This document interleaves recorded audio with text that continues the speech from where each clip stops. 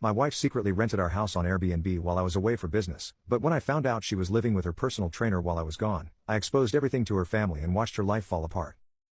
I, 35M, have been married to Sarah, 33F, for 8 years.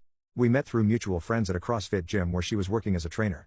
I still remember that day clearly. I was terrible at CrossFit, completely out of my element, but she was patient and encouraging. She had this infectious laugh and genuine way of connecting with people.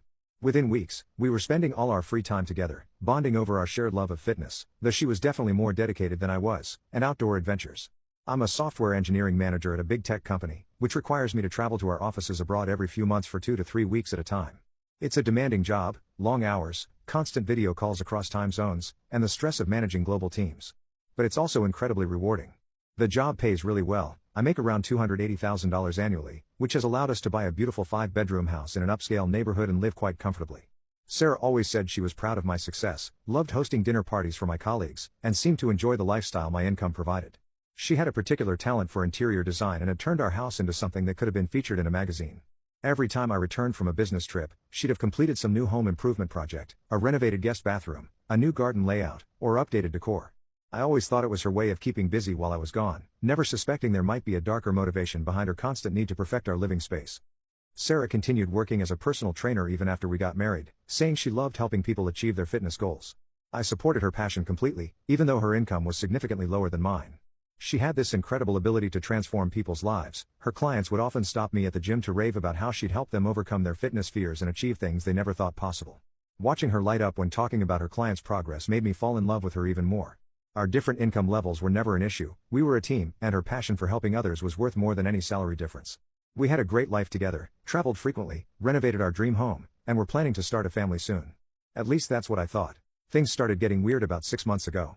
Looking back now, I can pinpoint the exact moment when our marriage began to unravel, though I was too blind to see it then. We were having dinner at our favorite Italian restaurant, celebrating my recent promotion, when Sarah seemed distracted and kept checking her phone. When I asked about it, she quickly said it was just a client emergency, but her smile didn't reach her eyes like it used to.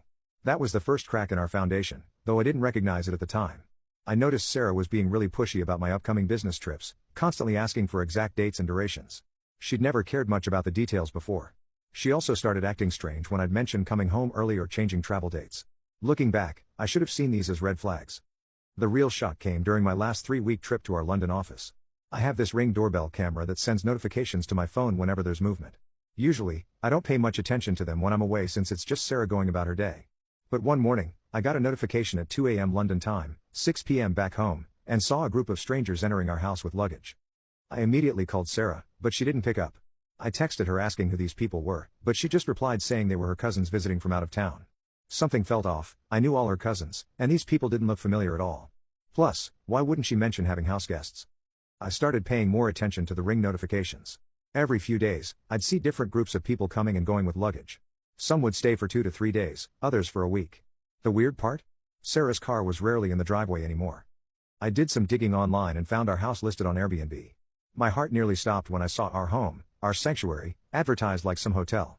The listing description was painfully detailed, highlighting the chef's kitchen we renovated together for our 5th anniversary and the peaceful garden perfect for morning meditation. She'd even posted photos of our bedroom, where we'd spent countless Sunday mornings planning our future family. The bed was made with the handmade quilt her grandmother had given us as a wedding gift.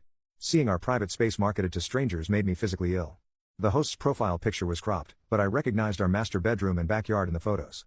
The listing had been active for months, with numerous reviews praising the beautiful home and convenient location. I was furious. Sarah was renting out our house to strangers without telling me. But where was she staying all this time? I messaged one of her coworkers at the gym, pretending I wanted to surprise Sarah with lunch. That's when I discovered she hadn't worked at that gym for over 4 months.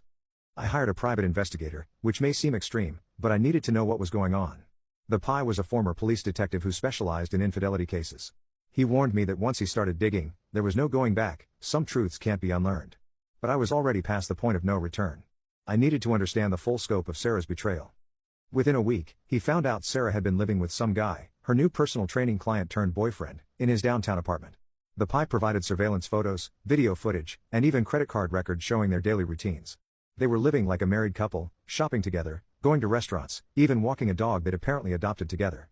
She'd created an entire parallel life while I was away, complete with its own domestic rituals that mockingly mirrored our own. The guy's apartment was in one of those trendy downtown high-rises with a rooftop pool and fitness center. Sarah had always said she hated downtown living, too noisy, too crowded, not enough green space. But there she was, playing house in exactly the kind of place she'd claimed to despise. The Pies photos showed her lounging by the pool, doing yoga on the rooftop, living a life that seemed designed to be as different from our suburban existence as possible. She'd apparently been seeing him for months, using my business trips to play house with him while making money renting out our home. Instead of confronting her immediately, I decided to gather more evidence. Each new discovery was like a knife to my heart, but I forced myself to document everything methodically. I created a detailed spreadsheet of all the Airbnb bookings, cross-referenced with my business trips. She'd timed everything perfectly, waiting until I was at least 8 hours ahead in a different time zone before bringing in guests. The level of calculation behind her betrayal made it even worse. This wasn't some impulsive mistake, this was a carefully orchestrated double life. I downloaded all the Airbnb receipts, screenshots of reviews, and ring camera footage. I also got photos of her coming and going from this guy's apartment. She had no idea I knew anything.